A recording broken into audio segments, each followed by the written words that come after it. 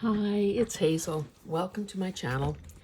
This is going to be the start of a brand new series that I intend to upload for Sundays, for as many Sundays as I guess I have books to feature. I don't know what I'll be calling it yet, but you'll be able to find it because there will be books in the title. When I was doing my organizational kick and didn't have Wi-Fi and couldn't really be doing anything online for my business, I was moving around books and getting organized. My office initially had 5 floor-to-ceiling bookcases packed. And that doesn't represent all the books that I own. There are some in the basement. There's another bookcase in my wall-to-wall closet, and they are everywhere. Of course, a lot of those I've been reading and buying books all my life. And the topics have changed over time with whatever it was that I was interested in at the time.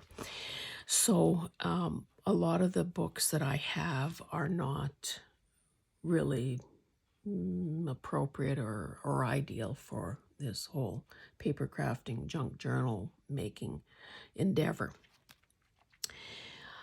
The other thing is that as a person acquires books, one at a time or a bag full at a time at a secondhand store, an online auction, a thrift store, whatever, I found that I was just, tucking them wherever I had space.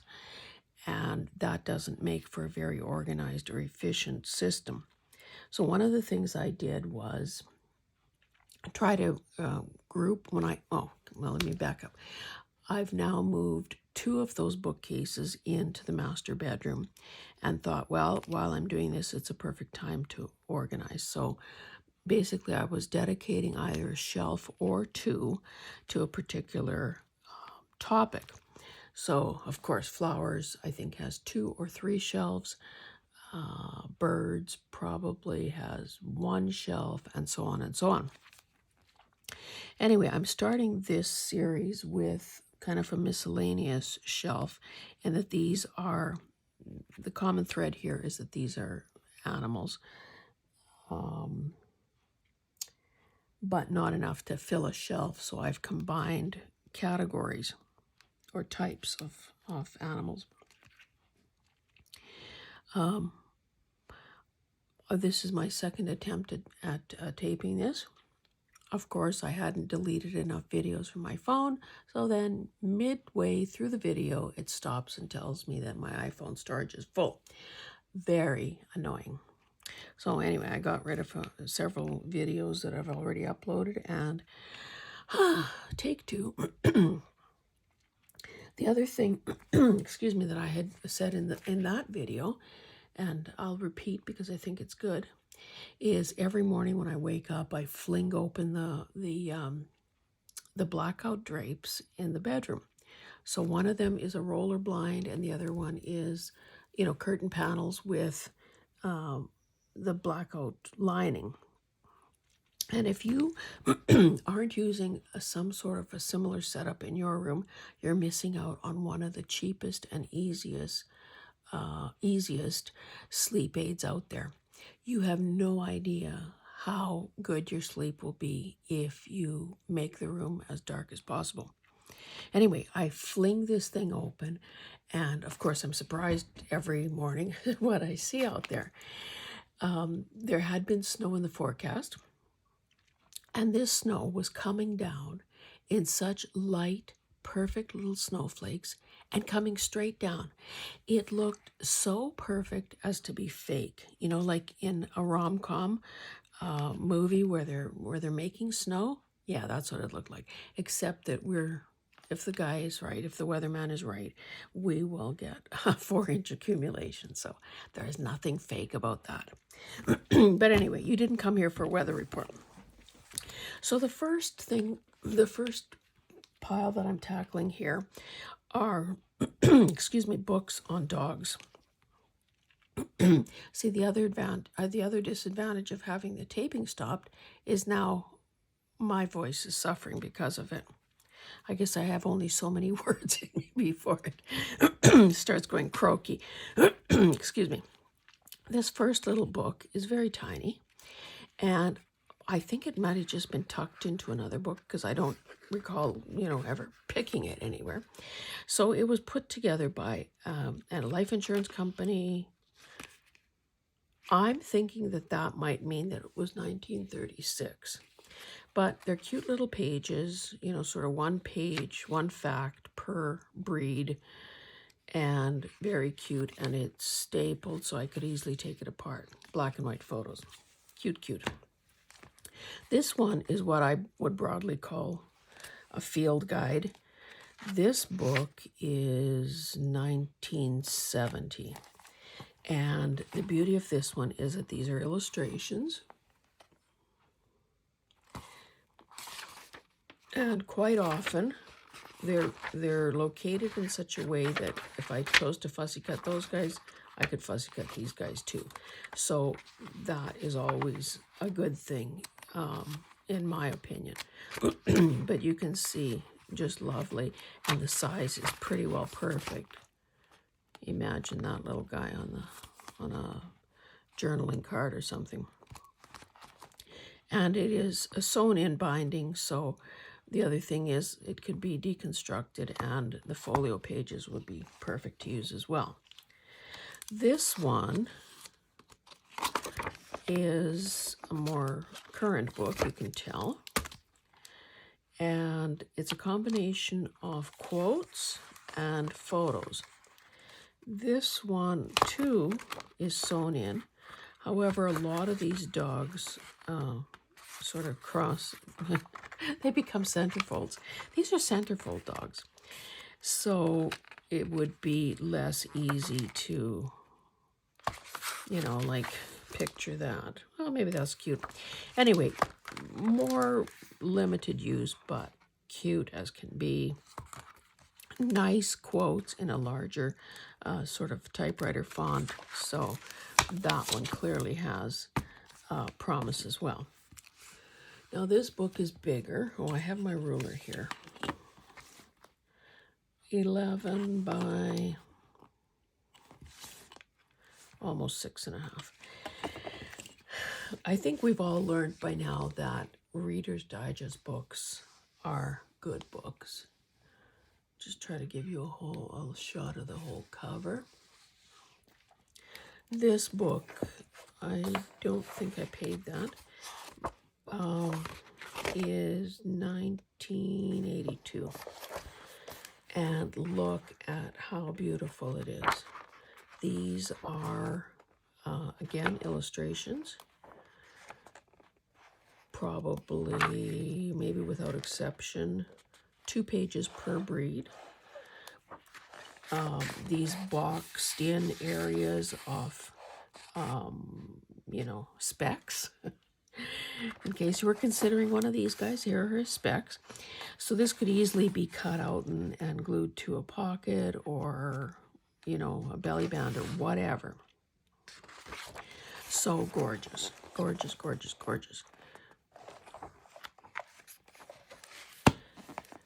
I also said in the other video that I probably wouldn't have started even paying attention to dog books except for the fact that my daughter was looking for a dog during the COVID lockdown, and she ended up buying a purebred French Bulldog, Gertie, and we ended up having a stray dog show up at the farm last fall.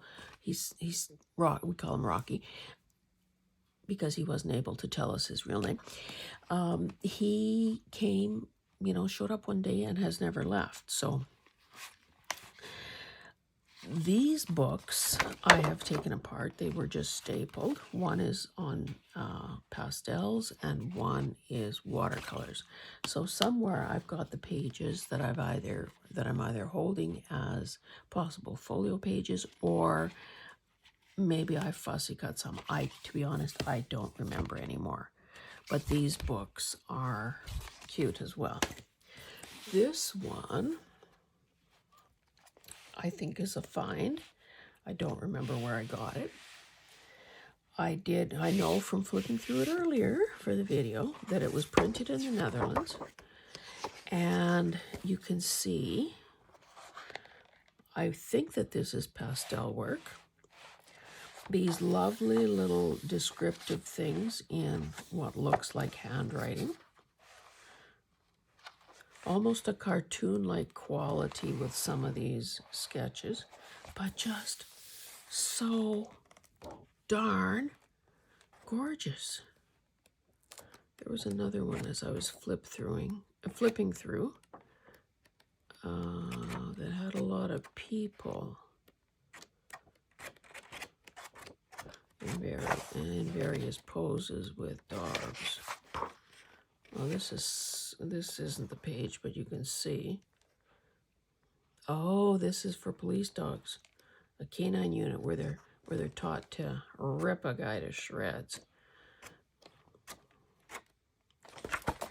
Might be in the back half of this book. Anyway, is this not the most beautiful thing you've ever seen? Oh, we saw that cow earlier. This is just so beautiful. I cannot tell you.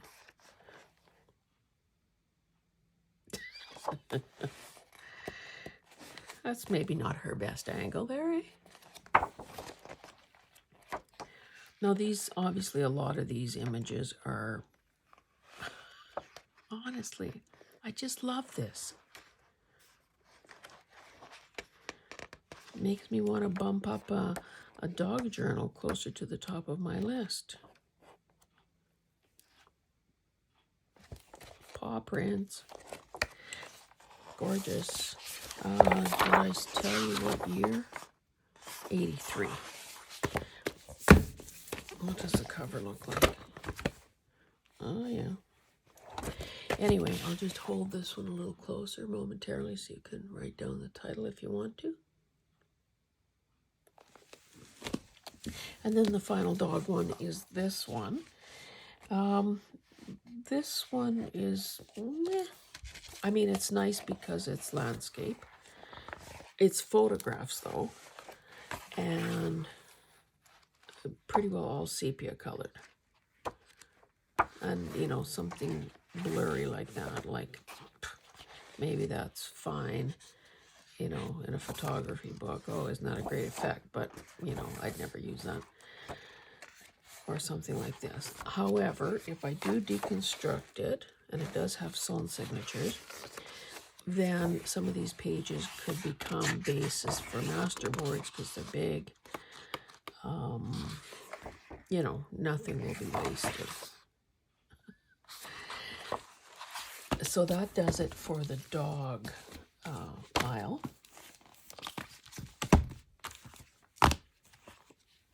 I do have another field, what I call a field guide, like this on dogs that I lent Hillary when she was sizing up different breeds. I should get it back from her.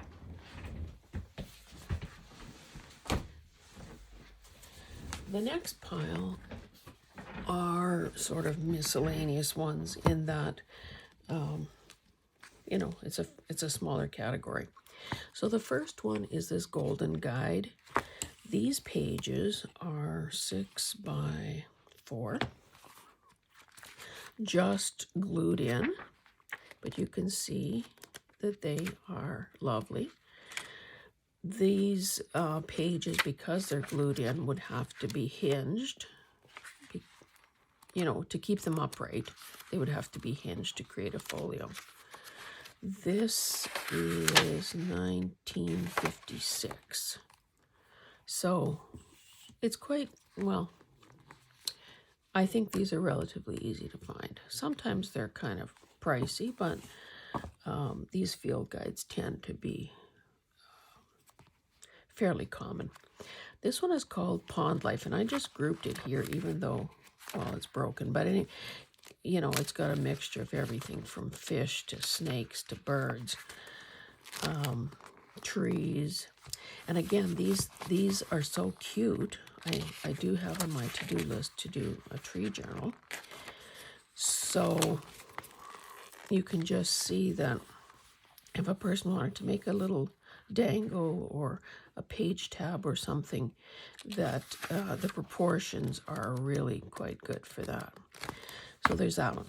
This one I grabbed because it's insects and because oh, well, and I guess it doesn't hurt that it's French, although it doesn't mean anything to me. It's a combination of these sorts of anatomical drawings in black and white, as well as color plates. So you can see that I obviously used half a page of a butterfly thing somewhere, some bugs. So again, I've already started to use that one. This one is well known, I'd say, in Alberta. Lone Pine, I don't know if they still exist, to be honest, but they were, or maybe still are, a publishing company in Alberta that sort of specializes in field guides and local histories and, you know, sort of ghost stories of Alberta kind of thing. John Acorn is a familiar name as well because he's authored a lot of these guides. So you will see this appearing over and over again. This one is Butterflies of Alberta. Now these are photographs. Quite often, I would say most of the time, all the content is on one page. So, you know, this might be some, oh, this is, it looks like it might be sewn. So when I go to take this one apart, you know, a page can be kept intact, folded up, and tucked into a pocket or something like that. So good information there. This one, same style, same company, same guy. Bugs of Alberta. Again, same concept, except this one is illustrations. I guess it's probably hard to get insects to pose, right? Yeah, that probably is what makes the difference. So, you know, nice font, bright colors. Gorgeous. Let's see the year on this one. 2000. A lot of these guides were available at the Costco in Edmonton. This is another French one called Eco Guide, and this one is Insects. Where is the year? 1990. These are photographs and drawings. You can see that the book is broken. I haven't taken anything out of this, but isn't that a great... That's not the centerfold though, so a person would lose... Yeah, see, here's where you'd cut the strings to take it apart. But again, you know, pretty nice imagery. It's too bad that these things didn't work out to be the center of the signature, but hey, you can't have everything. So that's those. And then my final section. Oh, and here we go again, another Lone Pine title, Fish of Alberta. Different person though, different illustrator. So this last section, believe it or not, is on fish. And I know that in the sexiness category, fish probably don't rate up there with birds and butterflies. However, when you see one of these books, you will understand why I have a fish category. Oh, it's been a long time since I flipped through this one. Clearly, because these guys are long, the book is in a landscape format, which means, okay, that's just glued in, which means that if I rip this page out, it could become a signature, you know, just fold it in half and it becomes a signature page, and it's still sort of right side up. So illustrations, again, these books, all of these field guides are wonderful for the facts they provide. one day when we get to my bird books, I've got a copy of Birds of Alberta Field Guide, and it's covered in those page flags, because I was hepped up on identifying as many of, or marking as many of the pages in the book as I could identify the birds, like outside my window. This one is 1963, a hardcover, a nice cover, almost mint condition, with illustrations of fish. And again, because of its age, you can just tell that it has that indication that it's old. And then a few color plates of lures.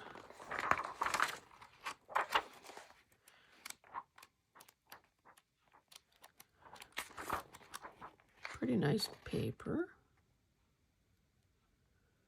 This, 100 best trout streams in the U.S.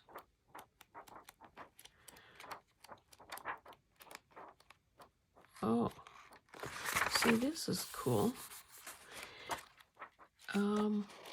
It looks like the only, but I guess that's not surprising.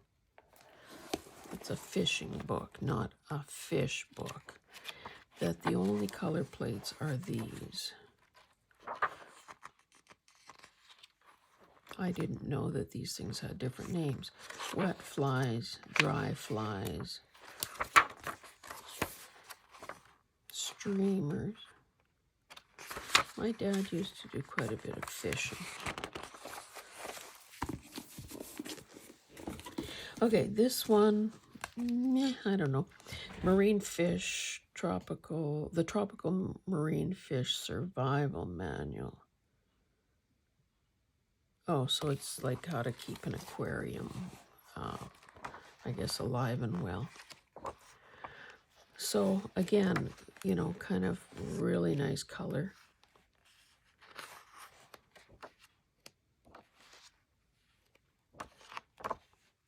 Look at that. Now these are photos. Oh, that's an illustration, so that's cool. So I guess the how-to of setting up an aquarium. Look at that. Let's find a date on this. 1995. And that sounds recent until you do the math and realize it. That's getting to be 30 years away.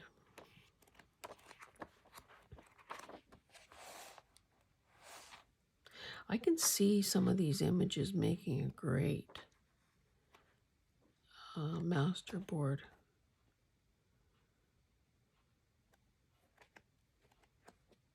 Yeah, nice. This one is just a booklet. Marine Land of the Pacific. So it's probably something that somebody bought when they visited a particular aquarium in California. 1962. Ooh, there's a little bit of a scent coming off this one. Yeah. Oh, see, that's nice. And again, the fact that it is landscape. Oh, that's nice too. These are illustrations, so yeah. I think that this one needs some dryer sheet help to get rid of that mustiness. But yeah, there are possibilities here for sure. But then, people, this is the one. This is the finale for today. I don't know what language this is. It almost looks, to me, that almost looks Polish, but who knows? Let's see. Look at these. Look at these pages. Imagine fussy cutting that, would it not be the most beautiful thing ever? So these are watercolor illustrations. And I don't know why the plant life is there, if it's to show proportions. Mind you, everything looks pretty well the same. And unfortunately, I can't read anything to tell you the answer. But I just love it so much. So, in fact, I could fussy cut the fish and fussy cut the plants and really get my money's worth. Just simply gorgeous. I don't know what this is. That's looks like an index. Let's see if I can figure out where this was. Czechoslovakia, but that's where it was printed. That doesn't necessarily mean it's in 1973. So again, that's almost, well, that's 50 years ago. Don't you feel like doing a fish journal when you see something like this? Anyway, my lovelies, oh, this was tucked in there too. Same language, rusty staples.